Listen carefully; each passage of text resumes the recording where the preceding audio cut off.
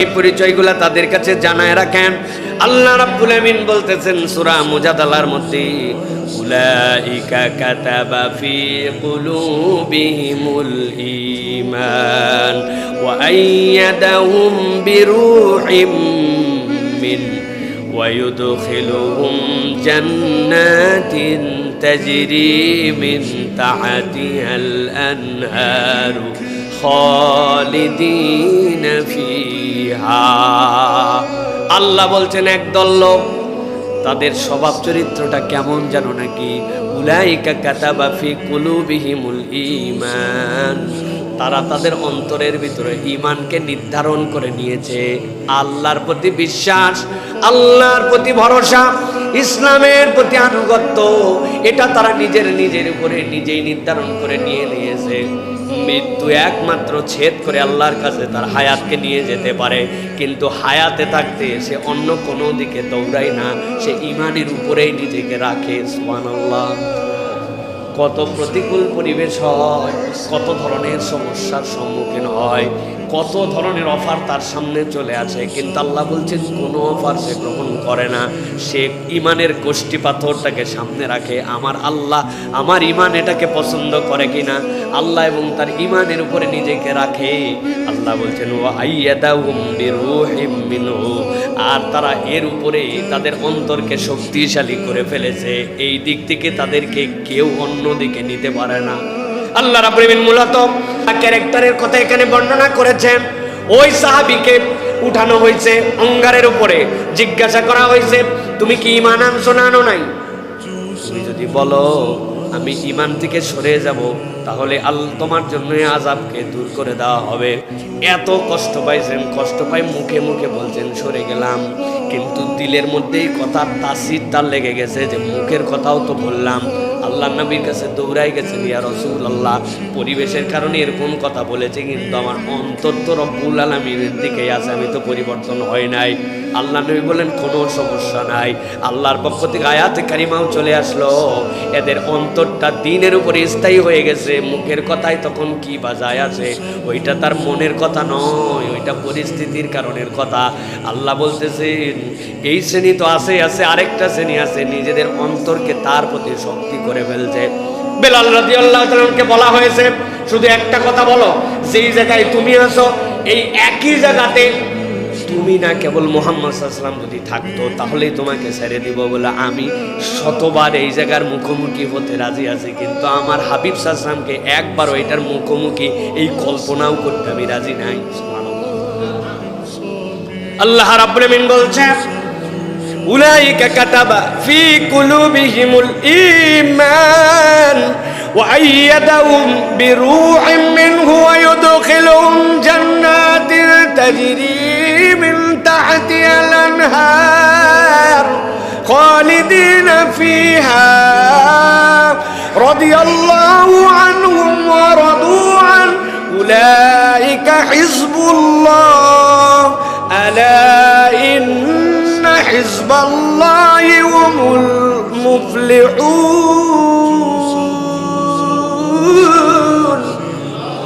আল্লাহ বলছেন ও দুনিয়ার মানুষ, একবার যদি তোমার অন্তর্কের উপরে স্থায়িত্বের মধ্যে নিয়ে আসতে পারো আর ঈমানের প্রতি তুমি যে অটল অবিচল করতে পারো, আল্লাহ বলছেন আমি রব্বুল আমিন তাদের ব্যাপারে একটা সাক্ষ্য দিয়ে দিলাম। কি সাক্ষ্য দিলাম? রাদিয়াল্লাহু আনহুম ওয়া রাদু আন, তারা আল্লাহর প্রতি খুশি আছে আর আল্লাহ তার প্রতি খুশি আছে। সুবহানাল্লাহ। আল্লাহ বলছেন ওই হালতটা কিয়ামত পর্যন্ত মানুষের জন্য থাকবে। একদল লোক এই দলের উপরে অধিষ্ঠিত থাকবে, সে আল্লাহর বিধানকেই চূড়ান্ত মনে করেছে। দুনিয়ায় কে কি বলল কিচ্ছুই মনে করে না, আল্লাহর দিক থেকে তার পা পিচ্ছিল হয়ে যায় না। আল্লাহ বলছেন জানো নাকি দলগতভাবে এরা কোন দলের মেম্বার, এদের পার্টির নাম কি? আল্লাহ বলছেন উলাইকা হিজবুল্লাহ, এরা হচ্ছে আল্লাহর দল। আর আমি আল্লাহ জানাই রাখলাম আলা ইন্না হিজবাল্লাহি হুমুল মুফলিহুন, আল্লাহর দলের লোকেরা একমাত্র সফল হতে পারবে। সুবহানাল্লাহ। তাহলে দল একটা আল্লাহরও আছে না ভাই? আল্লাহর একটা পার্টি আছে। আল্লাহর পার্টির যারা মেম্বার তাদের পরিচয় কি? যে তারা তাদের দিলকে কাতাবা ফি কুলুবিহিমুল ঈমান, তারা ঈমানকে প্রায়োরিটি দিচ্ছে, আর কোনো কিছুর প্রায়োরিটি নাই। ওয়াইয়াদাহুম, এর উপরে নিজেদেরকে শক্তিশালী করে নিয়েছে। কত অপরাধ ভাই! একটু ব্যবসা করার জন্য লোন নেওয়া লাগে, আর আগেকার কি লোন এরকম ছিল? এখনকার লোন একটু সুদ ভিত্তিক নিতে হয়। আগে না ছিল ইম্পোর্ট, না ছিল এক্সপোর্ট, এখন দুনিয়া ট্রেড চলতেছে, আর তুমি আসো ব্যাকডেটেড। আল্লাহ, আমি পরিস্থিতির শিকার আল্লাহ, এই জন্য আমি একটু ট্রেডিং করতেছি এই কারবার দিয়া। আল্লাহ বলছেন এই দল থাকবে, আল্লাহ তাদেরকে পরিস্থিতির শিকার বললে মাফ করে দিতেও পারেন, কিন্তু আরেক দল থাকবে আইয়াদাহুম, শক্তিশালী করে রাখছে, ভিক্ষা করে খাবো, সুদের কারবারে জড়িত হব না। আছে না এই মেন্টালিটির লোক? আছে না? শত শত লোক এরকম আছে। আল্লাহ, দুনিয়ার সব লোক আমাকে ব্যাকডেটেড বলতে পারে, প্রধানমন্ত্রীর পদের থেকে আমাকে টিটকারি করে জীবন্ত টেন্ট বলে টিটকারি করতে পারে, দুনিয়ার সব মানুষ আমাকে নানান ধরনের ক্রিটিসাইজ করতে পারে, আমি পর্দার উপরে আছি। আল্লাহ, ও ইউরোপেও যা, বাংলাদেশেও তা, সৌদি আরবেও যা, আমেরিকাতেও তা, আমার পর্দা, আমার স্বকীয়তা, আমি আমার জায়গায় ধরে আছি কঠোরভাবে ঈমানের উপরে। আল্লাহ বলতেছেন এইগুলা হচ্ছে আল্লাহর দলের লোক। আল্লাহ বলছেন দুনিয়ায় যা হয় হোক, এরা আল্লাহর কাছে সফল কামদের নাম নিজেদেরকে অন্তর্ভুক্ত করে ফেলছে। সুবহানাল্লাহ। এই জন্য প্রিয় ভাইরা, ঈমান এবং ঈমানের যে দাবি, তার পক্ষে অনড় অবিচল থাকতে হবে। একটুতে পা হড়কায় যাবে, একটুতে পা অন্যদিকে নিয়ে চলে যাব, তাহলে তো আমাদের জন্য বিপদ। প্রিয় ভাইরা, এই যে দাজ্জালীয় যে ব্যবস্থাপনা সামনে আসবে, সেটা নিয়ে আমরা মাঝে মাঝে বলি না যে সাবেক আমলে আবার দুনিয়া ব্যাক করে চলে যাবে, মানুষ আবার প্রাণীর উপরে সওয়ার হয়ে চলবে। কিভাবে সম্ভব? পুরা দুনিয়া সেই ইভি থেকে শুরু করে কত ধরনের প্রযুক্তি চলে আসলো ভাই। খালি যে তেল আসাটা বন্ধ হোক না, একটু বন্ধ হোক, হওয়া দরকার আছে। মাস দুয়েকের জন্য পুরা বন্ধ হওয়া দরকার আছে, এটা যাতে বুঝতে পারে যে ওই গাজাবাসীর কষ্টটা কি, কিউবার মানুষের কষ্টটা কি। এই বিশ্ব তাকায় তাকায় দেখতেছে আইসিইউ এর ভিতরে তাদের জন্য পাম্প চলা অবস্থাতে তারা শুধু একটা রেজিমের বিপক্ষে নিজেদের অবস্থানকে প্রতিষ্ঠিত করার জন্য তেল বন্ধ করে দিয়ে শত শত বাচ্চাকে মেরে ফেলছে হাসপাতালের মধ্যে, তাদের আইসিইউ চলে না। এই রানিং দুনিয়ায় কিউবাতে রানিং আজকেও তাদের কাছে তেল নাই, তাদের হাসপাতাল বন্ধ হয়ে গেছে। আমাদের বন্ধ হলে কি সমস্যা? ওদের বন্ধ হওয়া দরকার, যারা পুরো পৃথিবী যেন অনুভব করতে পারে, আমরা যেন এই কষ্ট আমরা যেন বুঝতে পারি। আল্লাহ হেফাজত করুক। এটা আবেগ দিয়ে বললাম, হয়তো বিবেক দিয়ে না, কিন্তু এই কষ্টগুলি দুনিয়ার মানুষ অনুভব করতেছে। সব যদি বন্ধ হয়, আপনি বলতেছেন আমার তেলের গাড়ি না, আমার ইভি ইলেকট্রিক। ও বাবা, আপনার বিদ্যুৎ না থাকলে কোত্থেকে আপনি চার্জ দিবেন ভাই? চিন্তা করতেছেন গ্যাস লাগবে না, রাইস কুকার, রাইস কুকারে খাওয়া লাগবে না, খড়ি খোঁজা লাগবে আপনার। রাইস কুকার তো চলে বিদ্যুৎ দিয়া, বিদ্যুৎ নাই তো আপনি রাইস কুকার করতে চলাবেন? গাড়ি ঘোড়া সবগুলো জায়গায় পড়ে থাকবে। কালকে দেখলাম আমার গাড়ি তো দুর্বল, কম দামি এক গাড়ি, আরেকটা নাম বললাম না, কোটি টাকার উপরে গাড়ি, দেখি নসিমন আছে না, নসিমন চেনেন? পট পট পট পট পট পট ওইটা দিয়ে টাইনে নিয়ে যাচ্ছে, ছবি তুলে রাখছি আমি, বানায় বলতেছি না। আরেকটা হেভি দামি গাড়ি ট্রাক্টরের উপরে উঠাইছে।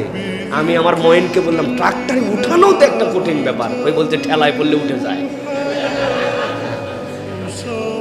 এই যে দুনিয়ার বাস্তবতা, এই বাস্তবতায় আবার ঘোড়ার পিঠে ওঠা খুব দূরের কথা, কুত্তার পিঠে ওঠা লাগবে। ঘোড়া তো অনেক দূর, কত ঘোড়া পাবেন কোথায়? প্রিয় ভাইয়েরা, দুনিয়া এরকম হয়ে যেতে পারে। যারা আমরা মনে করতেছি মাশাআল্লাহ এই অবস্থায় আছি, এলা মাইক মাইক চলবে না, মুখ দিয়ে ওয়াজ করা লাগবে, মোবাইল টোবাইল কিচ্ছু থাকবে না, তখন আপনি কি? আপনি তখন আবার মুহূর্তের মধ্যে 48 ঘন্টার মধ্যে 100 বছর পিছায় চলে গেছেন, 150 বছর 200 বছর পিছায় চলে যাবেন, ঠিক কিনা? এই সময় আপনাকে একজন বলছে তোমার মোবাইলটা অন করাই দিব আর তোমার গাড়ির তেল দিব, আমার কথা শোনা লাগবে। রাজি না? রাজি না? যা বলবে তাই রাজি। তোমার কথা শোনা লাগবে মানে পা দাও, তলা দাও, গু লাগাই দাও, সাইডে দিচ্ছি দাও। কারা করবে এটা? যারা ইমানের উপরে যারা অবিচল থাকতে পারবে না, এই সময়ও যারা সুপরিস্থিতিতে, পজিটিভ পরিস্থিতিতেও যারা আল্লাহর দিকে থাকবে না, ওই সময় ওই মানুষের ইমান রাখতে পারবে না। এটাই বাস্তবতা, ঠিক কিনা? দাজ্জাল আপনাকে যে দেখাবে বৃষ্টি নেমে যাচ্ছে, জান্নাত দেখাই দিচ্ছে, তার হুকুমে আল্লাহ পাওয়ার দিচ্ছে, সব হচ্ছে, আপনি কেমনে ঈমান ধরে রাখবেন? সম্ভব না তো। আপনি এখনই তো ঈমান বেচে দিবেন। এই জন্য আল্লাহ বলছেন উলাইকা কাতাবা ফি কুলুবিহিমুল ঈমান ওয়া আইয়াদাহুম বিরূহিম মিন, এর উপরে কঠিন বানায় ফেলছে। আল্লাহর দিক, আল্লাহর দিকই, ভালো পরিবেশেও আল্লাহর দিক, খারাপ পরিবেশেও আল্লাহর দিক। এখন না আপনাকে প্রমাণ দিতে হবে, সব সুযোগ থাকার পরেও আমি আল্লাহর দিকে আছি, তখন না আল্লাহ আপনাকে সাপোর্ট করবে, আল্লাহ আপনার দিলকে মজবুত বানায় দিবে। দুনিয়া একদিক হয়ে যাবে, এক যুবক দাঁড়ায় যাবে, কিসে তুই আমারে মারে ফেলবি, আবার তুই জীবন দিবি, তাও তুই দাজ্জাল। দাজ্জাল তাকে হত্যা করে ফেলবে, সে দেখবে, সাথে সাথে আবার জীবন দিবে, দাঁড়াবে, আমি তোরে মারছি, আমি জীবন দিচ্ছি, বলছি তাও তুই দাজ্জাল। আমার নবী এই কথা বলছিল, আমার ঈমান আছে। ওই যে প্রতিরোধ শুরু হবে, ওইটা একজন যুবক ঈমানদার দিয়ে প্রতিরোধ শুরু হবে। সুবহানাল্লাহ। ওটা ওই অপসংস্কৃতি, পশ্চিমা সংস্কৃতির গড্ডালিকায় নিজেকে নিমজ্জিত করে দেওয়া, হ্যাঁ, পরিবেশ পরিস্থিতি অনুযায়ী ইসলাম যতটুকু ভালো লাগে ততটুকু পালন করা, আল্লাহ রাসূলের দিক থেকে দূরে সরে যাওয়া, এই মানুষের দ্বারা সম্ভব হবে না। আল্লাহর কাছে দোয়া করেন, আল্লাহ দাজ্জাল আসার অন্তত 200 বছর আগে যেন আমরা দুনিয়ার থেকে ঈমান নিয়ে চলে যাই। আমাদের যে, আপনাদেরটা জানি না, আমার যে অবস্থা, টেকা কঠিন, কথা ঠিক কিনা? অনেকে আমাদের মধ্যে দোয়া করে, আল্লাহ আমাদের মেহেদির সৈনিক বানাও। ওরে বাবা রে, টায়ার পাঞ্চার হলে লাফ দিয়ে ওঠে, দোকানের শাটার নামায় ফেলছে, ট্রাক বাস্ট হয়েছে, পরে বলছে ট্রাক বাস্ট হয়েছে, আমি বুঝি নাই, মনে করছি যে কি হয় না হয়, বন্ধ করে হালালাম। যারা দোকান বন্ধ করে ফেলে, ট্রাক বাস্ট হলে তারা মাহাদির সৈনিক হতে যাবে। আল্লাহর কাছে মাপ চান, আল্লাহ ইমানের সাথে তাড়াতাড়ি দুনিয়ার থেকে নিয়ে নেবে। মাহাদির সৈনিক যারা ওইরকম মজবুত ইমান, তারা যেন হয়, আর আমাদের বাচ্চারা যেন ওই দিকে যেতে পারে, সেই ব্যবস্থা করেন, সেই ব্যবস্থা করেন। আল্লাহ